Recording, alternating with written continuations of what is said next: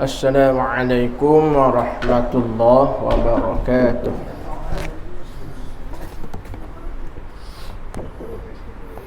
Al-Fatihah. A'udzu billahi minasy syaithanir rajim. Bismillahirrahmanirrahim. Alhamdulillah.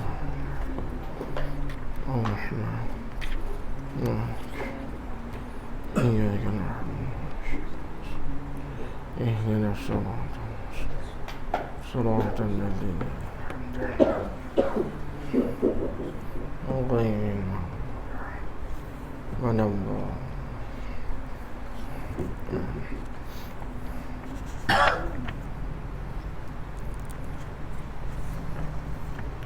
Alhamdulillahi rabbil alamin. Wassalatu wassalamu ala rasulil amin wa ala alihi wa sahbihi ajma'in. Subhanaka la ilma lana illa ma 'allamtana innaka antal alimul hakim. Rabbi shrahli sadri wa yassirli amri wahlul 'uqdatam min lisani yafqahu qawli. Wala hawla wala quwwata illa billahil aliyyil azim. Kita sambung bacaan kitab Munyatil Musalli, muka surat kalau kitab Rumi 45. Kalau Jawi muka surat 10. Baik, kita tengok pada kata dan setengahnya masuk kepada sembahyang dengan rajin. Situ nah. Qala al-muallifu rahimahullahu ta'ala wa nafa'ana bi'ulumihi wa bi'ulumi masyayikhina fid daraini amin. Baik, dia kata dan setengah daripada sunat hai'ah yang amat banyak. Nya sunat hai'ah yang amat banyak. Tu cara orang mengaji lah. Kaedah orang mengaji, terutama kitab-kitab turah, setiap perkataannya, setiap orang panggil setiap perkataan atau lapahnya, setiap lapah ia, setiap lapah akan dia, kena jaga molek.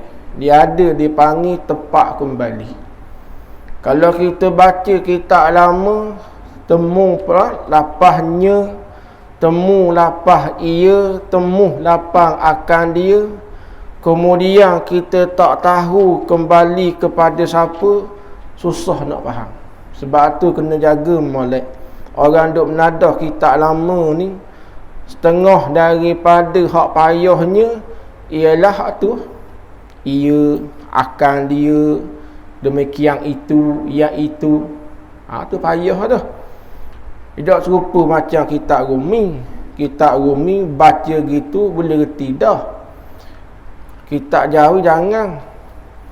Kadang-kadang kita nak baca tu tokoh berwauming ni, bong ke bumi, tokoh tu silap baca bunyi bong.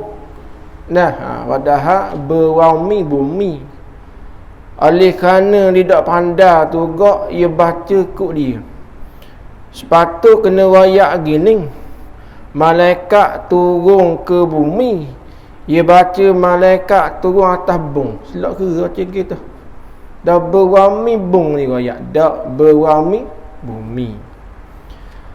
Sebab tu ada setengah lah ejaan Jawi ni seakan-akan orang panggil seakan-akan nak serupa dengan perkataan asal. Contoh, kaf lam, dal, ya.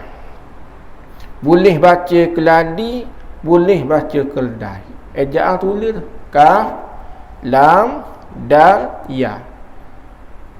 Kalau kita baca boleh belaka tu. Keladi pun ya. Keldai pun dia. Lepas tu kita nak baca keladi, keldai ni tengok masalah ni. Adalah ceritanya. Adalah ceritanya seorang tu yang ngajar. Yang ngajar, dia baca kitab fiqh, dia baca tu. Dia kata maka haram makan keladi kampung. Dia baca gitu. Ejaan kaf, lam, dal, ya. Dibaca keladi kampung.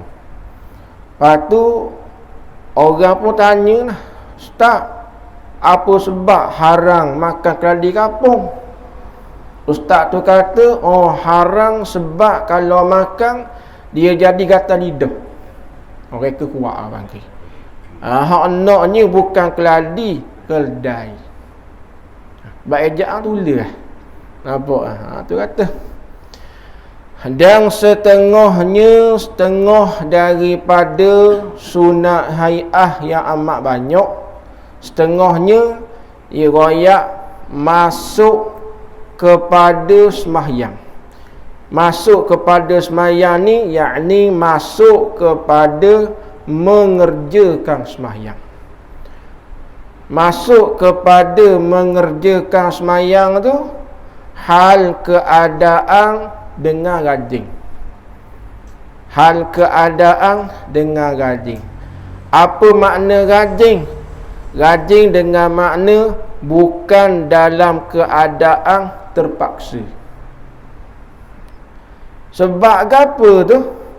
Orang panggil masuk kepada semayang tu dengan rajin. Tulis situ. Tulis betul kata dengan rajin tu. Tulis situ kerana dicelakan mereka. Kerana dicelakan mereka yang sembahyang dengan malah itu. Kerana dicelakan mereka yang semayang dengan malah itu seperti orang yang munafik.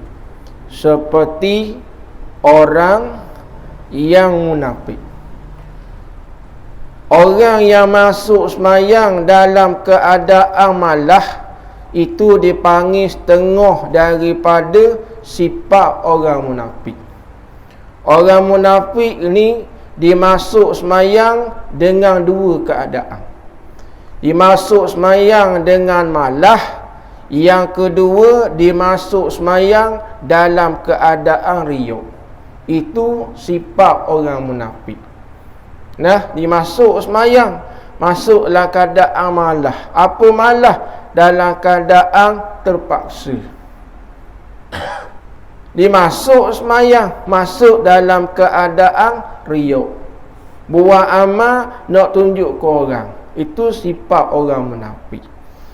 Jadi kita nak ajarkan diri kita ni, bila kata semayang tu, kita nak masuk dalam keadaan rajin. Rajin dengan makna bukan dengan sebab terpaksa dak. Aku semayang ni kerana ikhlas hati. Aku semayang ni kerana kerelaan hati, bukan kerana terpaksa. Nak gitu. Kadang-kadang kita royak gini. Kita balik kerja lewat pukul 3.30. Mandi-mandi, semayang-semayang, rehat bertebang. Tebang lah weh. Allah lah. Katanya orang puang kita, bang, pergi semayang derah sikit, nanjak pergi beli barang pula. Allah lah. Dah detik dah hilang ni. Lagi mana lewat abang lagi nak tu mayang. Mayanglah keadaan terpaksa ke semayang dalam keadaan kerelaan hati gitu tu. Tu dipanggil masuk semayang dengan malah gitu tu. Tu payahlah ke tu. Dia panggil masuk semayang dengan malah lagu tu. Malah dengan mana? Dengan sebab terpaksa. Ikut hati malah mayang ke. Domek ajak pergi beli barang. Wak lambat kan belebel ke dia. Wak lambat ngajuk pula. Oleh saya lambat ngajuk lalu. Mayang kok itu apa. Tapi lah keadaan terpaksa. Lah keadaan dok seronok. Apa pula dok seronok. Tidak hilang lagi. Nah, mayang kok dalam keadaan terpaksa. Dipanggil apa tu? Semayang lah keadaan malah lagi tu. Allah Rabbi ya Karim. Habis. Jadi masuk semayang dengan rajin ni setengah daripada sunat hai'ah. Nah, sunat hai'ah. Berarti kalau masuk semayang dalam keadaan malah, maknanya semayang kita sah. Cuma nisbah semayang tu dipanggil kurang sempurna. Kalau kita orang lelaki, sempurnanya lelaki dengan ada rambut. Sempurnanya lelaki bila ada misah. Sempurnanya lelaki bila ada segmen. Tak gitu lah. Cutera batok kaligus. Batok rambut, batok misah, batok segmen. Jadi guan ni. Dia panggil hilang kelakian. Tak gitu lah. Dia orang lelaki ni sempurna sebab rambut lah. Sempurna lelaki sebab ada segmen lah. Sebab ada janggut, sebab ada misah nak. Semayang gitu kok. Sempurna semayang ni dengan buat ke semua sunat hai'ah. Setengah dari sunat hai'ah ialah masuk semayang dalam keadaan rajin. Rajin dengan makna kerelaan hati. Ayuh leka tu. Ayuh leka tu dah. Dengar bang tu seronok. Ayuh dah gitunya. Dengar bang berai mata Allah azang dah weh Allah. Gitu itu. Ingat berlaku di atas kisah Rabiatul Adawiyah. Dak Rabiatul Adawiyah ni siapa dak kenal? Dia ni antara dak perempuan ataupun wanita yang martabat dia tu sampai kepada martabat aulia.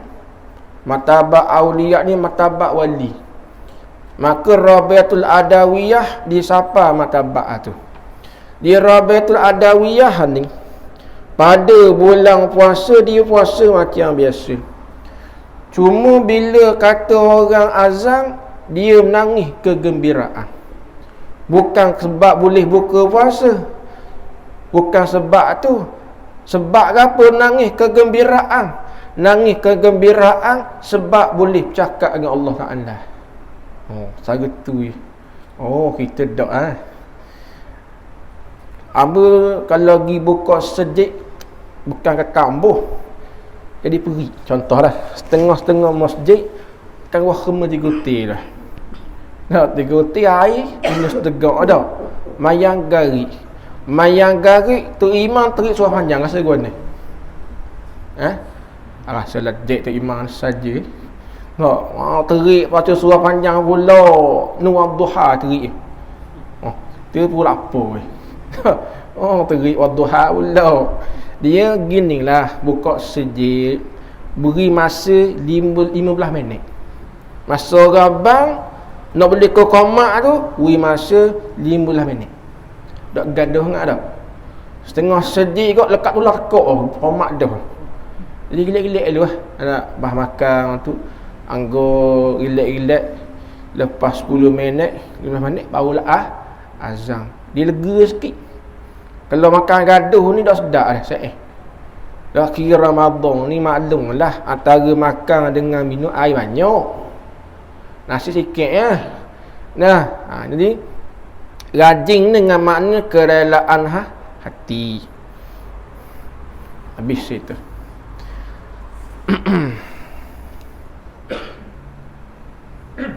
Dan selesai hati. Dan setengah daripada sunat hai'ah lagi ialah selesai hati daripada membimbangkan pekerjaan. Selesai hati daripada membimbangkan pekerjaan. Tulis situ. Apa maksud? Maksudnya ialah masuk mengerjakan sembahyang dalam keadaan hati tidak serabut memikirkan pekerjaan. Masuk sembahyang dalam keadaan hati tidak serabut memikirkan pekerjaan. Mikirkan pekerjaan. Kalau kita tengah ada kerja, tiba-tiba kita pergi sembahyang, nak tanya, kosong tak? Tak kosong? Apa tak kosong? Mikir hak no. Ni berlaku atas kata bukan atas diri, berlaku depan mata. Lama dah cerita ni. Amal pergi kat rambut di sebuah kedai tu. Kedai saya hamba lah. Lepas tu dia khabar dah, Ustaz minta maaf ni tak payah asal lagi kata. Orang kata sekejap je bobo tak apa tepi sikit dah apa lah, kita buat kejap ke Ustaz. Lepas buat tu dia memayang. Ismayang tu 3 rakaat salang lah. Tanya memayam dia 3 rakaat garik. Dak mayang asal dah pas 3 rakaat salang dah. Dia kata dah tengah duk memikir kata. Mikir ni pula, mikir bulan ni tak pas saya kedai. Maknanya gua ni tu. Maknanya masuk semayang dalam keadaan hati duk serabut. Maka bila hati duk serabut, maka hilang khusyuk. Hilang khusyuk. Mulut siratal lazi, hati pas kedok kedai. Tak khusyuk tu. Sebab tu kalau kita ada kerja, sunat kita selesai kerja dulu. Supaya bila selesai satu-satu pekerjaan, bila kita masuk semayang, masuk dalam keadaan tenang. Contoh kita nak ambil anak sekolah pukul 1.45. Zuhur ku berapa? Zuhur ku apa ni? 1:30. Kalau kita duduk memayang tekah tu, hasil kosong tak? Tak, apa? Fikir anak tu. Nampak tak tu? Dah ke mana? Mayang tu kita gini. Kalau kita ada satu-satu pekerjaan, tulis mayang lagi, kita kena niatlah hati. Aku nak semayang kat pergi. Lesah kerja lu. Ambil anak, ambil bini, beli makanan, begitu bening, tenang-tenang, baru semayang. Nampak? Ambil tak biasa ustaz mayang lambat-lambat. Memang tak biasa. Tapi mu semayang tekah tu, mu ingat ke Tuhan dah. Ingat ke anak sekolah. Nampak? Habis cerita. Tu masuk nah. Masuknya kata, dak selesai hati daripada membimbangkan pekerjaan. Maksudnya masuk semayang dalam keadaan hati tidak serabut memikirkan pekerjaan. Tak.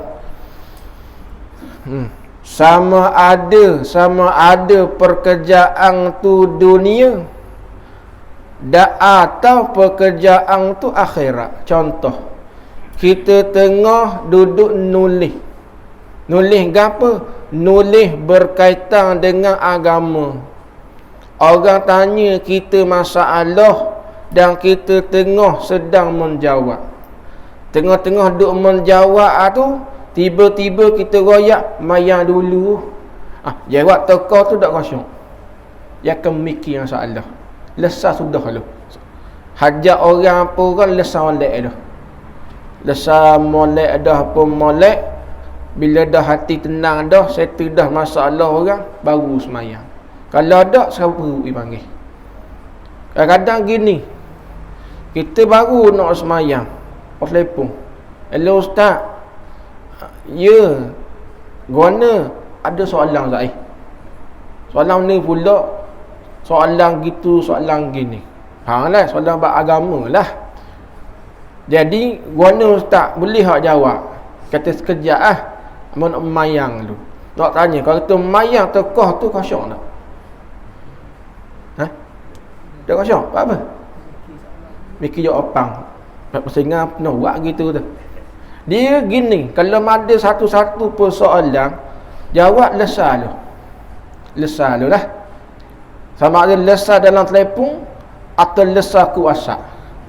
Sebab kalau kita tangguh jawab, kita masuk semayang, tak kosong. Mikir jawab apa? Dia mikir jawab apa kau mula 3 kepak mula gitu lah. Nampak tak tu? Selesai masalah tu. Selesai masalah orang apa orang. Lepas dah selesai molek dah, baru kita masuk semayang. Bila masuk semayang dalam keadaan pekerjaan kita lesar belaka dah, baru timbul khusyuk. Khusyuk ni dua jenis. Khusyuk zahir, khusyuk batin. Khusyuk zahir, tubuh badan tak gerak. Khusyuk batin, hati ingat pada Allah. Paling-paling kurang kita semayang biar ada khusyuk zahir. Mana apa khusyuk zahir? Anggota tubuh tetap tak gerak, melainkan perbuatan yang disuruh. Setengah-setengah orang, minta maaf lah, kita ni kalau semayang, kalau kena hak tu imam baca pendek, sedar tak? Sedega nafas tak? Kau kena panjang, tak nafas tak? Bila dah lama sangat kau, ibu orang tangan gerak lah, buat kau kata gitu lah. Dipanggil apa tu?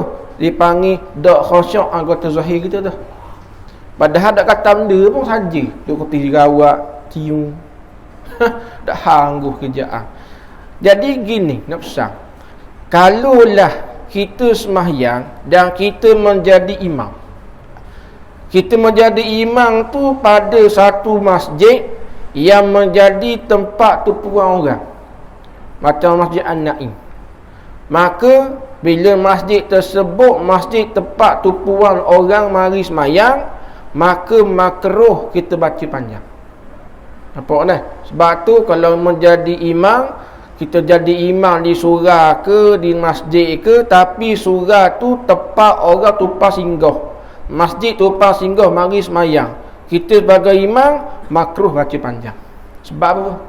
Sebab orang mari singgah ni kadang-kadang dia ada hajat. Tadi alang-alang sampai masjid mayang dulu, kita agak dah. Kalau zuhur 5 minit saja semayang. Kalau kita buat lebar kita Fatihah baca surah pula, macam mana perasaan untuk pang semayang? Ya seru mana? Dia rasa nak marah macam-macam lah. Sebab apa? Tu imam baca panjang. Maka imam baca panjang ni menyebabkan si makmum jadi sakit hati, hukumnya adalah makruh. Maka imam tengok attack. Termasuklah di surau kampung kita ni. Surau kampung, kalau di belakang kita ada budak, ada orang tua, baca surah yang sederhana panjang dah. Kalau budak tengah menangis, jawab baca hak pendek. Kalau budak tengah menangis, duduk joya-joya belakang, duduk simbang, mu kita surah panjang. Khusyuk tak rasa? Tak khusyuk tak? Apa tak khusyuk? Bising. Tu imam kena cerdik ke? Kalau jenis masjid bawa anak ni, dia kacau wala sikit. Bising. Kita nak marahkan anak orang, kira mana tak? Kita lok simbang tu imam pula minawai, pendek-pendek dah lah. Tak nangis banyak belakang. Tak gitu lah. Tu orang kita macam cerdik je gitu. Bila bersimbang, duduk berlari, baca surah pendek-pendek. Supaya apa? Kita sebagai makmum ni jadi, Allah panggil, jadi tak serabut sangat. Bila lama sangat imam baca panjang, hak ni nangis lagi, jadi serabut. Betul tak? Tak betul? Imam kena cerdik, kena pandai lah. Imam kena pandai. Okey, baik. Habis itu. Jadi dua dah kita duduk mengaji.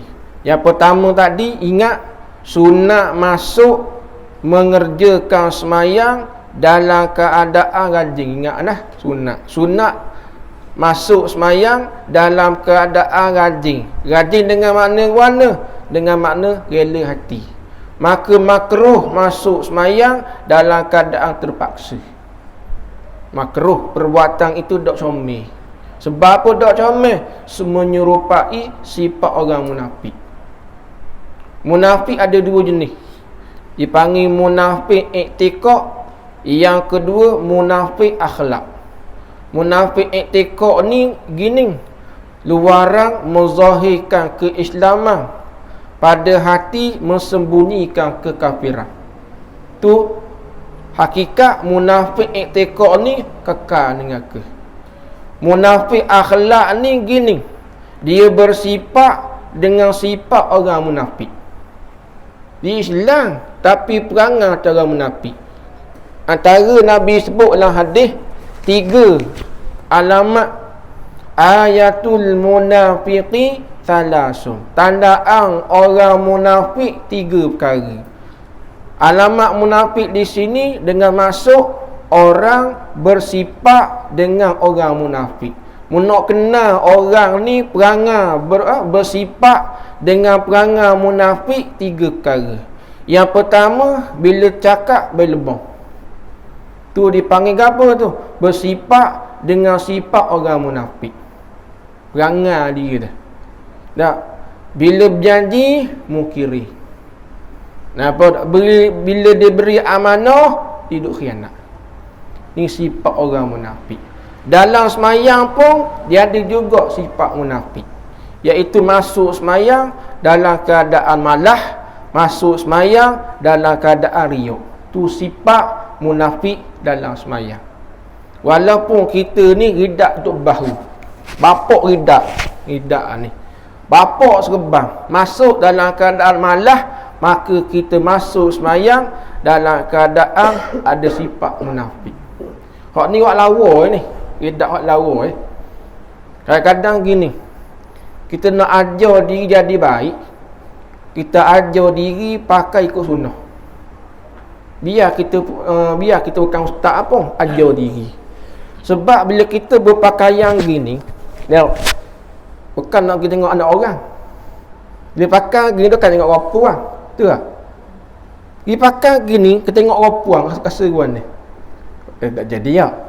Dia akan automatik jadi dia baik. Tak gitu lah. Ada pakai serebang. Bila pakai serebang ni, dia automatik jadi lain. Tak betul? Dia pergi pakai serebang, pakai ridak pergi mesremah seruan ni. Tak rasa pergi gitu? Pergi mesremah pakai serebang, pakai ridak, pakai jubah. Seruan ni lah. Amat temu antaranya Tuan Guru Syed Suhaimi. Itu pakai ridak ni. Pakai ridak, pakai jubah, serebang. Dan salam. Kerana ruana Tok Guru, mari ruana layan ke isteri, jalan. Buat anak-anak jalan. Akan gitu. Bila pakai gini, jadi kita akan kawal mata. Bila kita tengok orang puang, tak ada dengan serebang pelik. Apa tak tu? Kalau kita perhati, di pondok-pondok, di tarbiyah anak murid sudah jadi baik. Yang pertama, pondok wajib batok pelik. Betul tak? Sebab apa batok? Sebab orang lelaki tengok di rambut. Yang kedua, pondok ni mewajibkan berkopiah paling kurang.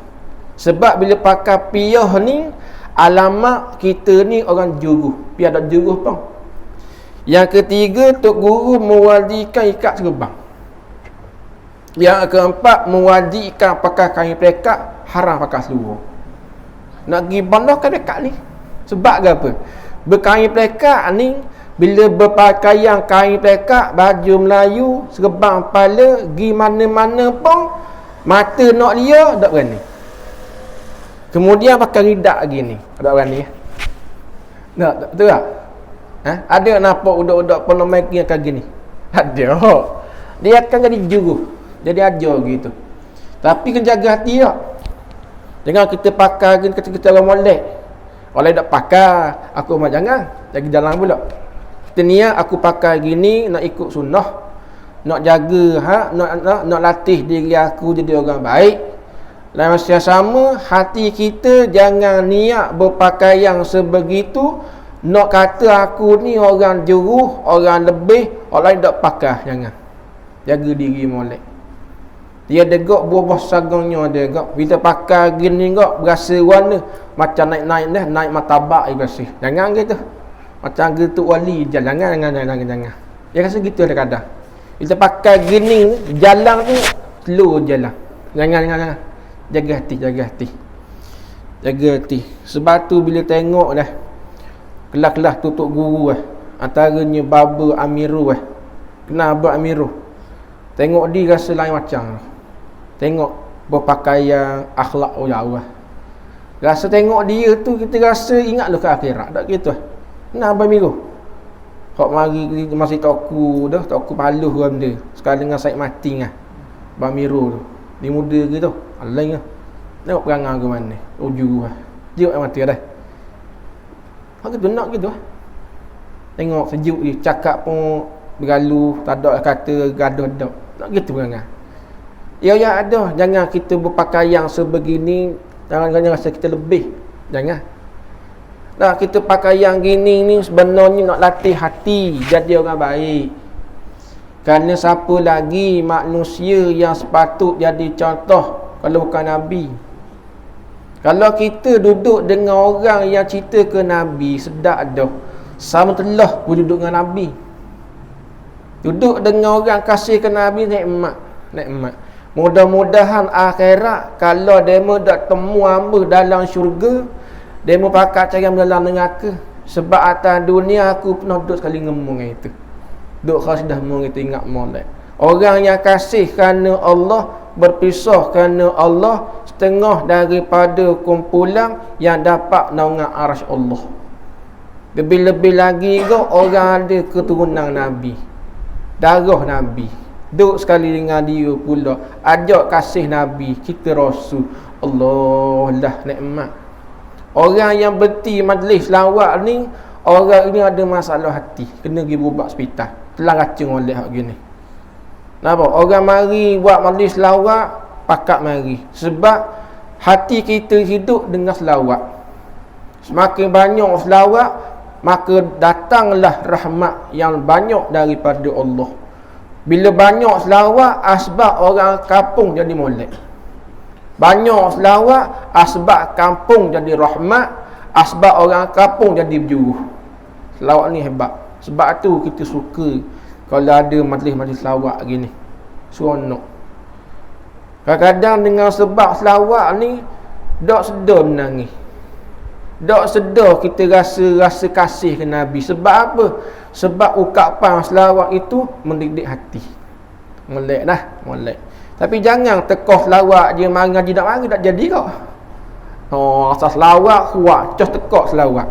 Ngaji tak ampuh. Itu termasuk dalam tipu dari syaitan pula gitu. Asal selawat penuh hui. Asal selawat kembur orang. Ngaji sikit. Jangan dah. Kerana syaitan ni cerdik. Syaitan ni antara skamer yang paling hebat syaitan. Dia scam orang ni tu imam kalau. Tu imam pun termasuk dalam masa skamer. Sebab apa? Syaitan ni dia bukan hanya sekadar mendorong buat benda jahat. Syaitan dia punya skamer, taktik dia mendorong manusia ni buat baik. Antaranya menghasut manusia, mendorong manusia supaya memperbanyak buat amal sunat. Tapi dalam masa yang sama, syaitan akan berusaha menyekat daripada buat benda wajib. Tu skamer syaitan. Amal ni. Kita marah skamer duit, syaitan bapak skamer. Allah itu. Nak kenal bila kata amal sunat, kuat beramal. Sebut kata amal wajib, mengaji malah cang tu. Kena masa skamer syaitan. Kena jiwa dengan iman yang hajat banyak tu. Nampak dah? Beringat molek. Ingat molek. Habis situ. Dan demikian lagi, yakni setengah daripada sunat hai'ah yang amat banyak lagi. Apa benda tu? Hendaklah dengan makna sunat. Dia hendaklah ni kadang-kadang makna wajib, hendaklah kadang-kadang makna sunat. Dia nak tahu hendaklah makna wajib ke sunat, tengok pada ayat. Sini hendaklah makna sunat.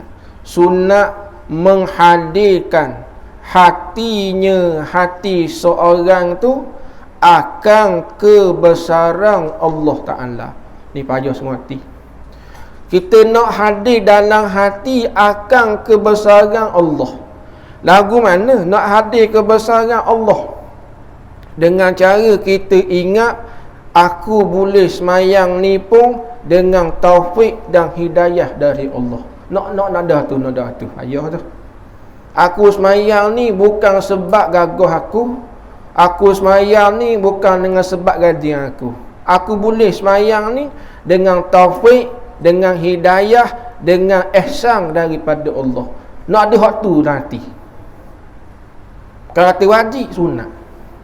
Kita orang awam ni nak mari benda-benda gini payah. Sebab apa? Benda ni perlu dilatih.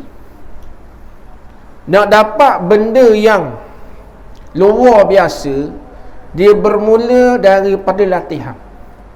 Tak ada suatu perkara nak dapat keputusan yang luar biasa, buat sehari dua terus berjaya. Tak. Nak dapat benda yang hebat, luar biasa, dia memerlukan latihan.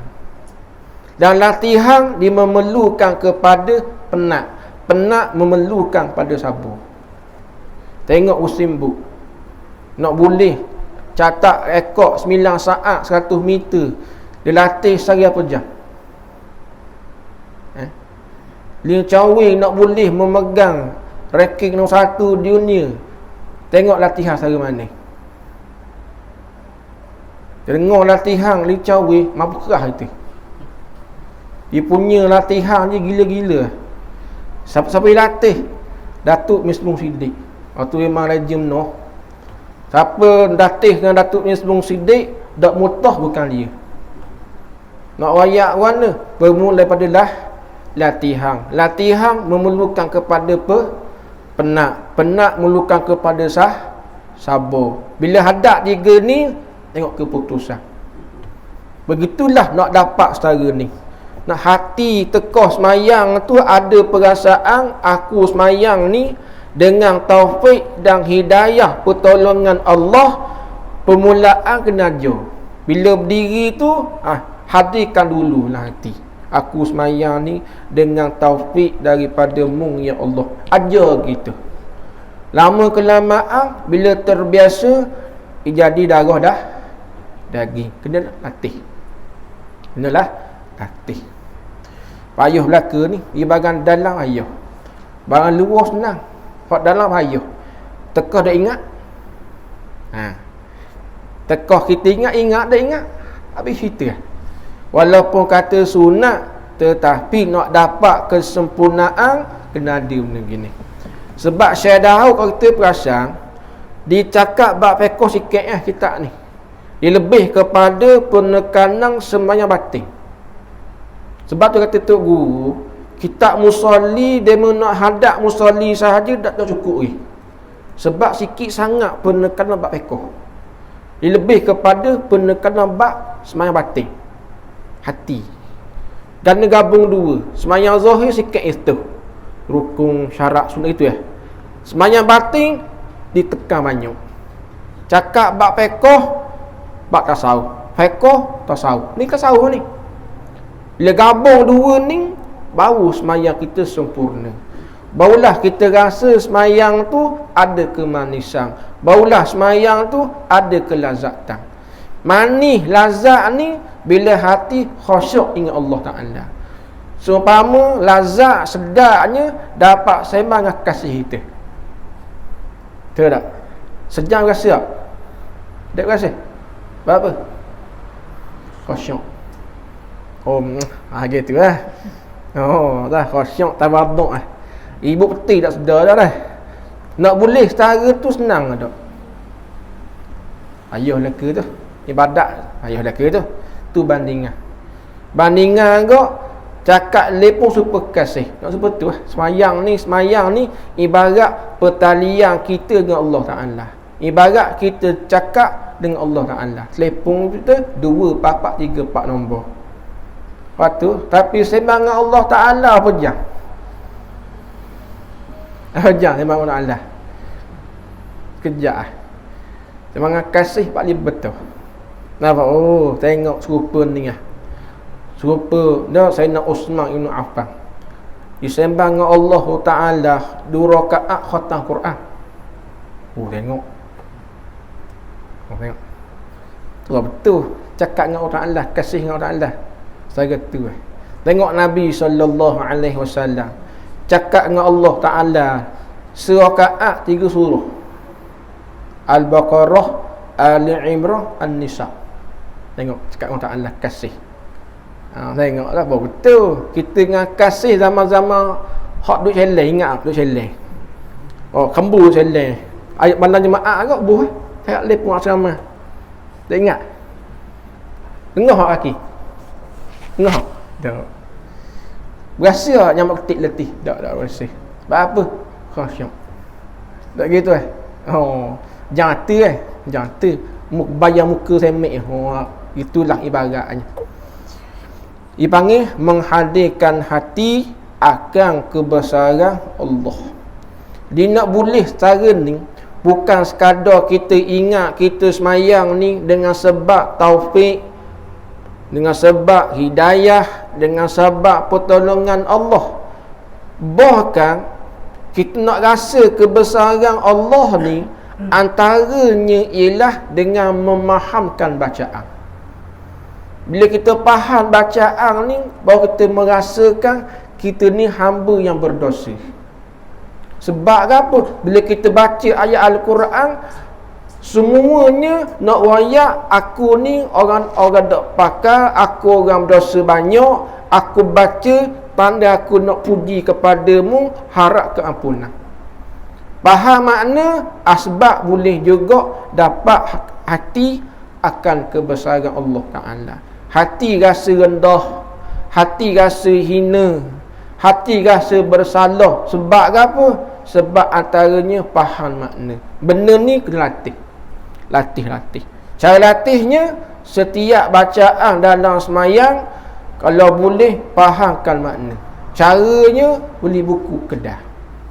Sehari tengok sehari. Dah sehari tengok, esok tengok pula. Lama kelamaan ingat. Bila kita takbir, dalam hati ada dah makna. Baca Fatihah, faham makna. Tu yang hadir ni kebesaran Allah Ta'ala.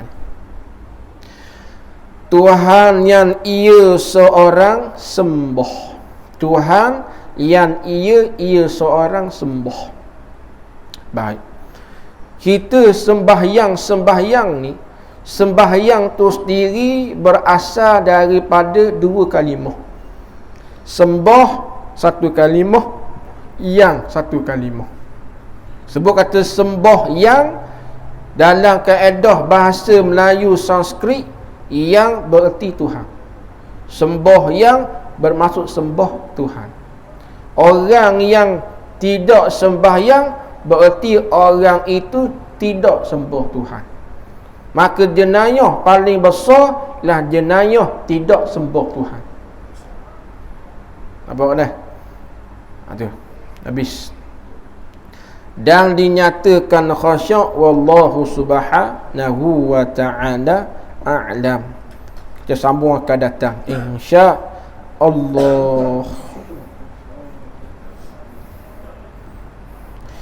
Insya-Allah lagi.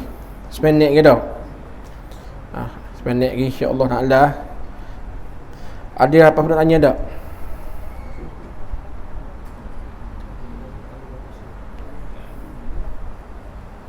Dengar tadi bab mayang jamak kosa, dengar luar ni.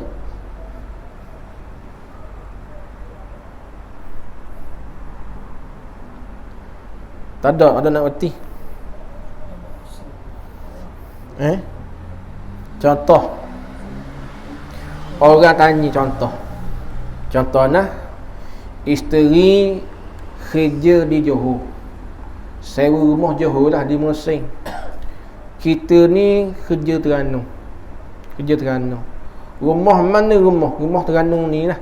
Mana? Kat Bukit Tunggal. Dok, orang kita kerja mana? Johor. Di Mersing. Lepas tu orang tanya, kalau kita nak pergi balik rumah bini kita jauh, boleh jamak kosong tak?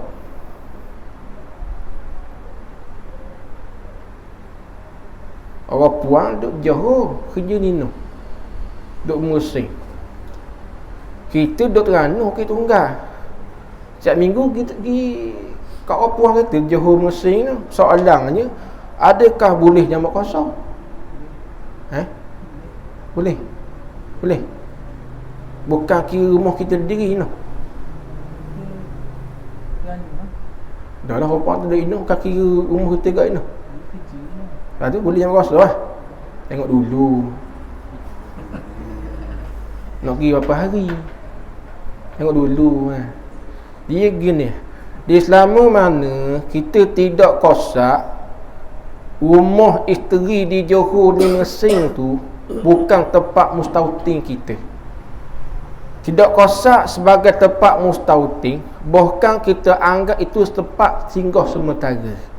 Yang kedua, kita nak pergi ninung tu, duduk di Johor di Mesir rumah isteri tu 3 hari sahaja.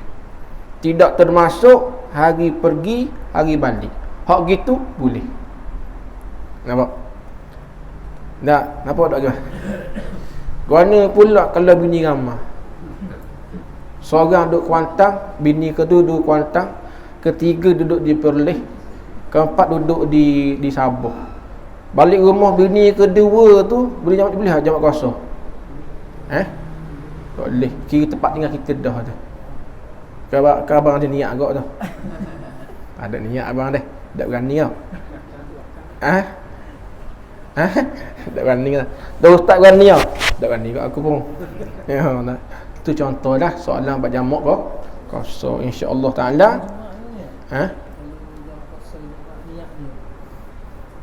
Tak faham. Semua kita pergi musafir hari Jumaat. Lepas tu?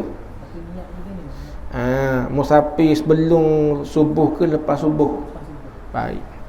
Di musafir ni dalam kitab fiqh ada sebut, kalau kita musafir pada hari Jumaat lepas subuh, hukumnya adalah haram. Dengar lu, tak habis ni. Melainkan kita telah tentukan kita nak semayang Jumaat mana. Setengah orang buat ilah, asal Jumaat agak pergi jalan. Ada lagi dah. Mana pergi khotang. Lepas tu tak pergi Jumaat, haram tu.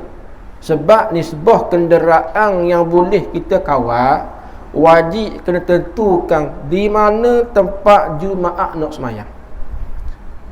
Lepas tu lagu mana nak niat, kita nak himpunkan asar dalam waktu zuhur ini, aku semayang fardu Jumaat jamu. Itu.